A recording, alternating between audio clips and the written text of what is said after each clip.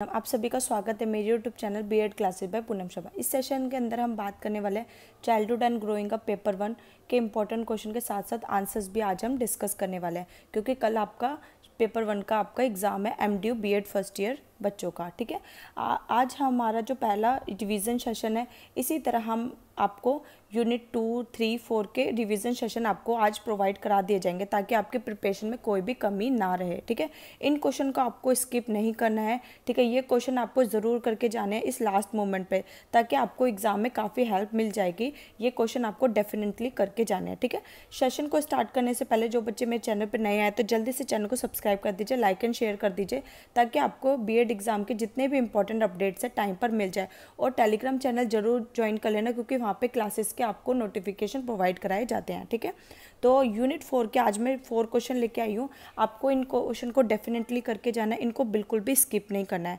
पहला क्वेश्चन जो आपके एग्जाम में हर बार देखने को मिलता है, वृद्धि और विकास से आपका क्या तात्पर्य है और वृद्धि विकास के बीच में क्या अंतर है। ठीक है, सेकंड क्वेश्चन आपका आता है explain the general principle of development. Third question आता है describe the various stages of development with their characteristic है, विकास की विशेषताओं के साथ विकास के विभिन्न चरणों का वर्णन कीजिए। ठीक है, पहला क्वेश्चन आपका वृद्धि और विकास में से ये पूछ सकता है कि वृद्धि और विकास का तात्पर्य क्या है, इसके कॉन्सेप्ट को समझाइए और इसके अंतर क्या है। फिर सेकंड क्वेश्चन आ सकता है आपका विकास के सामान्य सिद्धांतों की व्याख्या कीजिए। और थर्ड क्वेश्चन आ सकता है विकास की विशेषताओं के साथ साथ विकास के विभिन्न चरणों का वर्णन भी कीजिए। फोर्थ क्वेश्चन आपका आ सकता है मीडिया से आपका क्या मतलब है, बच्चों के द्वारा इंटरनेट के उपयोग के क्या लाभ हैं, what do mean by media, what are the benefits of internet use of children. ठीक है, आज हम इन्हीं क्वेश्चंस के 4 क्वेश्चन के आंसर को अच्छे से डिस्कस करेंगे। ठीक है, पहला क्वेश्चन हमारा कहता है वृद्धि और विकास क्या है और वृद्धि और विकास में क्या अंतर है। ठीक है, इसको हम अच्छे से समझते हैं। ठीक है, इजी लैंग्वेज में वृद्धि का मतलब क्या होता है। ठीक है, जो भी हमारी बॉडी में शारीरिक परिवर्तन होते हैं, जैसे शरीर का आकार बढ़ना, ठीक है, वजन बढ़ना, लंबाई बढ़ना, ठीक है, उसी को हम क्या करते हैं, वृद्धि कहते हैं। ठीक है, ये वृद्धि के अंदर सिर्फ केवल एक ही पहलू होता है, क्योंकि इसमें क्या होता है, शारीरिक परिवर्तन होता है। जो वृद्धि होती है, वृद्धि क्या है, एक विकास का हिस्सा है। ठीक है, लेकिन विकास क्या होता है, ठीक है, विकास को हम ईजिली, विकास का मतलब होता है बॉडी में ओवरऑल डेवलपमेंट। ठीक है, जब बॉडी में शरीर में सारे विकास को सम्मिलित किया जाता है, संपूर्ण विकास को सम्मिलित किया जाता है, तो उसे ही क्या बोलते हैं, विकास कहा जाता है। जैसे कि अब किस किस तरीके से हम बोल सकते हैं कि इसमें विकास हो रहा है। ठीक है, पहला आता है आपका संज्ञानात्मक विकास, ठीक है, कॉग्निटिव डेवलपमेंट, ठीक है, इसके अंदर ये आता है आपका फिजिकल डेवलपमेंट। ठीक है, इसी के अंदर आपका आता है सोशल डेवलपमेंट, फिर आपका आता है इमोशन डेवलपमेंट, साथ ही आपका नैतिक विकास भी होता है, मोरल डेवलपमेंट, जब बच्चे को सही या गलत की पहचान हो जाती है। फिर उसके बाद आता है मेंटल डेवलपमेंट, ठीक है, और फिर आता है आपका लैंग्वेज डेवलपमेंट। ठीक है, तो ये किसका हिस्सा है, विकास का हिस्सा है। ठीक है, तो वृद्धि में तो सिर्फ एक ही पहलू होते हैं कि शारीरिक परिवर्तन, लेकिन विकास में क्या होता है, कई पहलू को सम्मिलित किया जाता है। जैसे इसमें संज्ञानात्मक बौद्धिक स्तर को भी रखा जाता है, शारीरिक विकास भी होता है, इसमें सामाजिक विकास भी होता है, संवेगात्मक विकास भी होता है, नैतिक विकास भी होता है और मानसिक विकास भी होता है, भाषा विकास भी होता है। ठीक है, तो वृद्धि, इसके अंतर को हम इजली भाषा में समझते हैं। तो वृद्धि क्या है, शारीरिक परिवर्तन है, जबकि विकास क्या, हमारे मानसिक, सामाजिक, संवेदनात्मक, बौद्धिक पक्षों में परिपक्वता आती है, मैच्योरेशन आती है, तो उसे ही हम क्या कहते हैं, विकास कहते हैं। वृद्धि का स्वरूप क्या होता है, बाह्य होता है, क्योंकि वृद्धि जब आपकी लंबाई बढ़ रही है, आपका वेट बढ़ रहा है, तो हमको वो दिखाई देता है ना, तो वृद्धि क्या है, एक बाह्य है। लेकिन विकास क्या है, आंतरिक एवं बाह्य दोनों होता है। जैसे कि भाषा का ज्ञान होना, ठीक है, तो भाषा हमारे मेंटल में स्टोर होती है, दिमाग में स्टोर है। ठीक है, जब हम बोलते हैं तब हमें पता चलता है कि हाँ, इसको भाषा भी आती है। ठीक है, तो ये वृद्धि क्या है, जो विकास है वो आपका क्या है, आंतरिक और बाह्य दोनों है। ठीक है, जो वृद्धि होते हैं कुछ समय के बाद क्या हो जाते, रुक जाते हैं। ठीक है, जो वृद्धि जन्म से तो शुरू होते हैं, लेकिन किशोर अवस्था के बाद क्या होती है, वृद्धि रुक जाते हैं। लेकिन जो विकास है वो निरंतर चलता रहता है, विकास कभी भी रुकता नहीं है। ठीक है, विकास जन्म से लेकर कब्र तक चलता रहता है। जब बच्चे का जन्म होता है तब से विकास शुरू हो जाता है, और जब इंसान मर नहीं जाता तब तक विकास खत्म नहीं होता है। ठीक है, तो वृद्धि क्रम के अनुसार नहीं चलती। ठीक है, लेकिन विकास का एक निश्चित क्रम होता है। वृद्धि क्या होता है, दिशाहीन होते हैं, लेकिन विकास की एक क्या होती है, निश्चित दिशा होती है। वृद्धि का हम मापन कर सकते हैं, ठीक है। हम हाइट को मेज़र करते हैं, वेट को मेज़र करते हैं, लेकिन विकास को हम क्या कर सकते हैं, मात्र माप नहीं सकते हैं। तो वृद्धि इसलिए क्या है, मात्रात्मक होती है, लेकिन विकास क्या है, मात्रात्मक के साथ साथ गुणात्मक दोनों होती है। वृद्धि होने से विकास हो भी सकता है और नहीं भी, लेकिन विकास वृद्धि के बिना भी संभव है, ठीक है। वृद्धि का दायरा क्या होता है, बहुत छोटा होता है, लेकिन विकास का दायरा क्या होता है, बहुत बड़ा है, क्योंकि विकास क्या है, निरंतर चलने वाली प्रक्रिया है। विकास जन्म से लेकर कब्र तक चलता ही रहता है, ठीक है। वृद्धि विकास का अंग है, लेकिन विकास एक क्या है, जटिल और व्यापक प्रक्रिया है, ठीक है। आई होप आपको इसके डिफरेंसेस समझ आ गए होंगे, ठीक है। इसी भाषा में वृद्धि क्या होती है, शारीरिक परिवर्तन होते हैं, उसी को हम वृद्धि कहते हैं। लेकिन विकास क्या, एक संपूर्ण विकास होता है जिसके अंदर कई पहलुओं को शामिल किया जाता है। वृद्धि को हम क्या कर सकते हैं, माप सकते हैं, इसलिए क्या है, मात्रात्मक है, लेकिन विकास को हम माप नहीं सकते हैं, ठीक है। तो ये मात्रात्मक और गुणात्मक दोनों होता है, ठीक है। और क्या आप बता सकते हो, वृद्धि क्या होता है, वृद्धि के अंदर बाह्य परिवर्तन होता है, लेकिन विकास के अंदर आंतरिक परिवर्तन होते हैं, ठीक है। विकास क्या होता है, जो आपका वृद्धि होता है वो जन्म से तो शुरू होता है, लेकिन किशोरावस्था में वो रुक जाता है। जैसे कि आपकी हाइट है, जब बच्चा पैदा होता है तो बच्चे का हाइट है, बढ़ती है, वजन भी बढ़ता है, लेकिन कुछ टाइम के बाद वो रुक जाता है जब वो एडोलसेंस अवस्था में आ जाता है। लेकिन विकास कभी भी रुकता नहीं है, ये जीवन पर्यंत चलने वाली प्रक्रिया है, ठीक है। अब क्या है, विकास के सिद्धांत, ठीक है। वृद्धि के सिद्धांत नहीं होते, क्योंकि वृद्धि तो कुछ टाइम के बाद रुक जाते हैं, इसलिए विकास के सिद्धांत होते हैं, क्योंकि विकास क्या जीवन पर्यंत चलने वाली प्रक्रिया है, ठीक है। आपको विकास के जो सिद्धांत है 9 या 10 आपको एग्जाम में जरूर लिख के आने हैं, ठीक है। अगर ये आपका 16 मार्क्स का क्वेश्चन आता है, ठीक है। वैसे ये हमेशा 16 मार्क्स के क्वेश्चन के में ही आया है, ठीक है। तो पहला सिद्धांत क्या है, एकरूपता का सिद्धांत। एकरूपता का मतलब क्या हुआ, जो प्रिंसिपल ऑफ यूनिफॉर्म पैटर्न है, जो इसका पैटर्न है, हर जाति के लिए एक ही जाति के सदस्यों का विकास जो होता है एक निश्चित क्रम या प्रतिमान द्वारा ही होता है, ठीक है। तो आपको समझ आया, तो एकरूपता का सिद्धांत क्या है, निश्चित क्रम। जैसे कि फॉर एग्जाम्पल, जैसे बच्चा जब छोटा बच्चा होता है, सबसे पहले वो उठना सीखता है, फिर बैठना सीखता है, फिर चलना सीखता है, फिर खड़ा होना सीखता है, ठीक है, फिर भागना सीखता है, फिर दौड़ना सीखता है। तो ये क्या है, विकास का क्या है, एक निश्चित क्रम है, ठीक है। ये हर कोई भी बच्चा हो, ठीक है, चाहे अमेरिका हो, चाहे नेपाल का हो, ठीक है, चाहे इंडिया का हो, कोई भी बच्चा, सबके लिए विकास का जो एक क्रम है वो हमेशा सबके लिए एक ही है, ठीक है। तो एकरूपता का सिद्धांत सभी में क्या है, एक रूप है। दिशा का सिद्धांत, जो विकास की जो दिशा है वो दो प्रकार की होती है, ठीक है। एक दिशा होती है आपकी सेफलोकॉटल, एक होती है आपकी प्रॉक्सिमोडिस्टल, ठीक है। सेफलोकॉटल में क्या आता है आपका, सेफलोकॉटल में क्या आता है, जो विकास होता है वो सर से पैर की तरफ होता है, तो उसी को हम क्या बोलते हैं, सेफलोकॉटल को। जब विकास सर से पैर की ओर होता है तब हम उसको बोलते हैं सेफलोकॉटल। और सेकंड आपका जो विकास की दिशा होती है प्रॉक्सिमोडिस्टल, जब विकास अंदर से बाह्य की ओर होता है, जब बच्चे के अंदर के ऑर्गन डेवलपमेंट जो हो जाते हैं तब बच्चा बाहर के शरीर का विकास होने लगता है। जैसे बच्चा छोटा होता है तो फिर जब उसके अंदर के ऑर्गन्स का डेवलपमेंट हो चुका है तब बच्चा अपनी गर्दन को संभालने लगता है, ठीक है, फिर वो खड़ा होने लगता है, उसी को हम कहते हैं, ठीक है। ठीक है, थर्ड आपका आता है निरंतरता का सिद्धांत, प्रिंसिपल ऑफ कॉन्टिन्यूटी। इसके अंतर्गत क्या होता है, विकास क्या है, कभी भी रुकने वाली प्रक्रिया नहीं है, ये हमेशा जीवन पर्यंत चलने वाली प्रक्रिया है।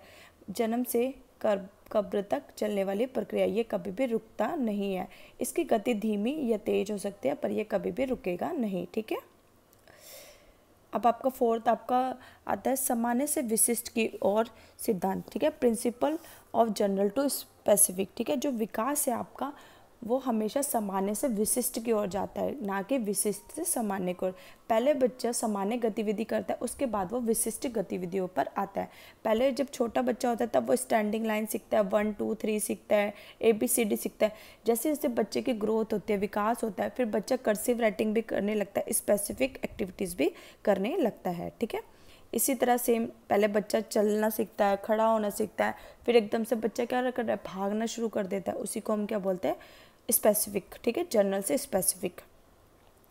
अब आपका फोर्थ आता है पूर्वानुमान का सिद्धांत, प्रिंसिपल ऑफ प्रिडिक्टेबिलिटी, ठीक है। इसमें क्या होता है कि हम अनुमान लगाने लगते हैं कि विकास किस दिशा की ओर जाएगा। ठीक है, अगर बच्चा पढ़ने में अच्छा है, ठीक है, कुछ बच्चे होते हैं उनको उनके पेरेंट्स टॉयज़ देते, तो वो बच्चे क्या करते हैं, तोड़ने फोड़ने लग जाते हैं ना, और फिर तोड़ के क्या करते हैं, उसको जोड़ने भी लग जाते हैं। हम यही बोलते हैं ना, ये बच्चा तो इंजीनियर बनेगा, है ना।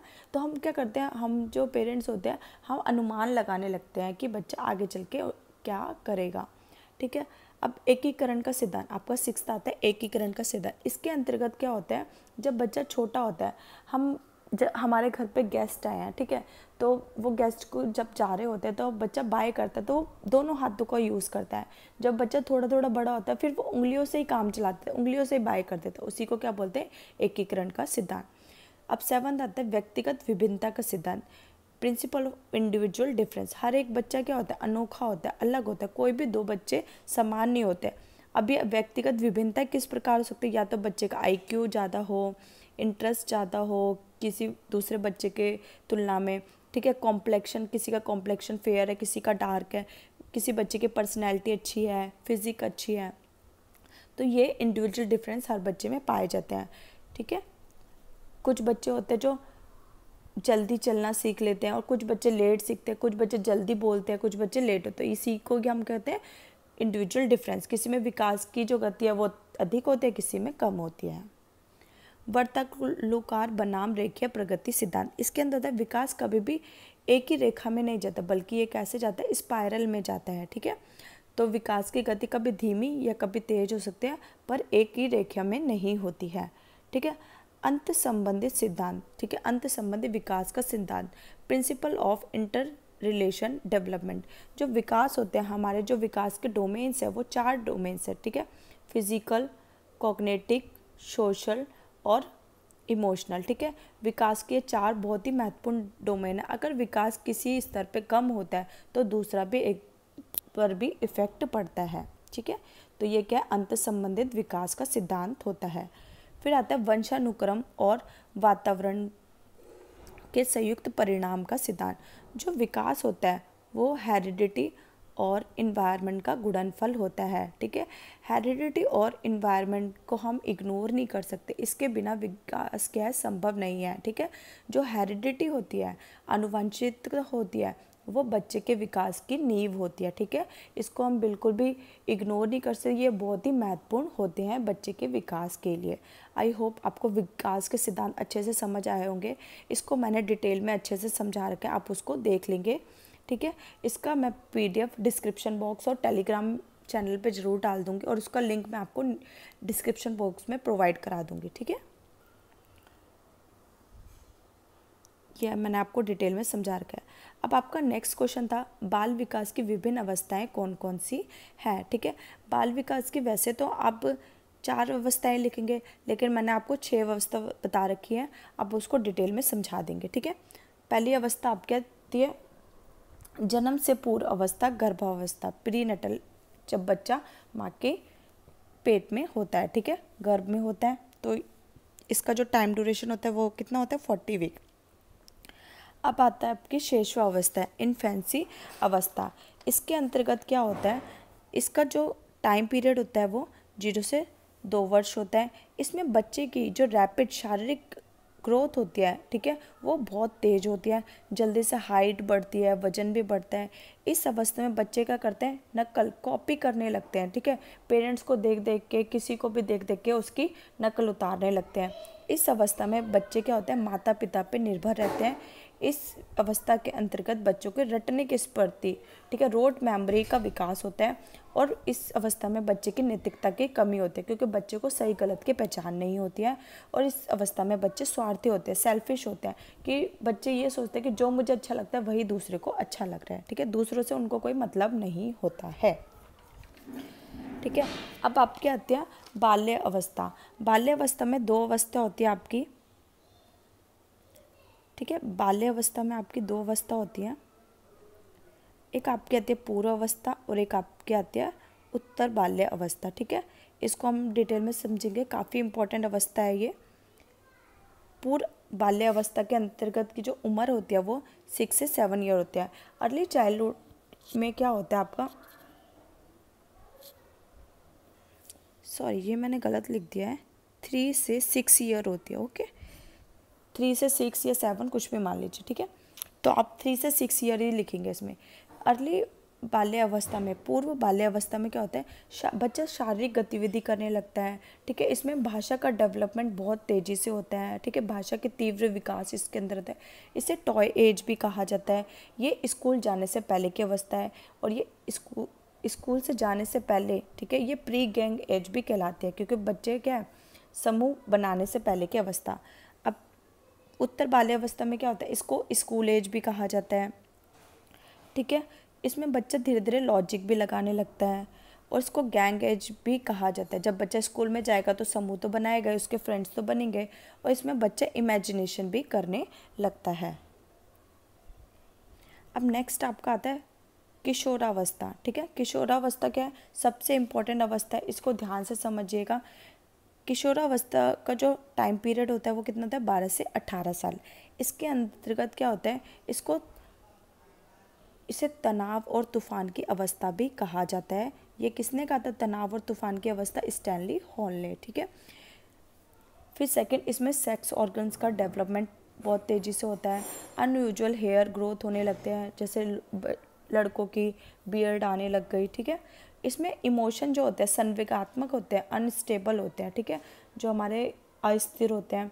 इसमें बच्चा क्या होता है, आत्म केंद्रित होता है, इकोसेंट्रिक होता है, और इसमें बच्चे क्या करने लगते हैं, डे ड्रीमिंग करने लगते हैं।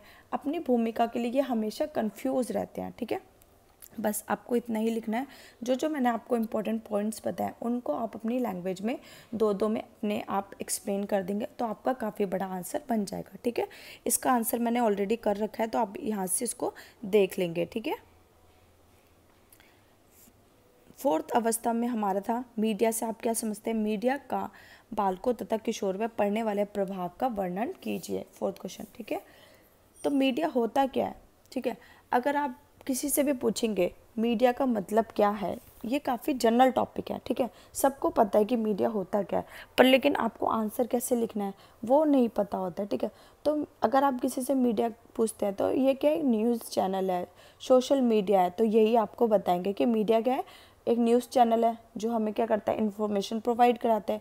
या फिर सोशल मीडिया जैसे हमारा व्हाट्सअप हो गया, फेसबुक हो गया, इंस्टाग्राम हो गया, है ना। तो जो मीडिया है, मीडियम की प्लूरल फॉर्म है मीडिया, ठीक है। जैसे कि मीन्स ऑफ ट्रांसपोर्ट होते हैं, उसी टाइप का आपका मीन्स ऑफ कम्युनिकेशन होता है। इसके अंतर्गत क्या होता है, इन्फॉर्मेशन को ट्रांसफ़र करना, ठीक है।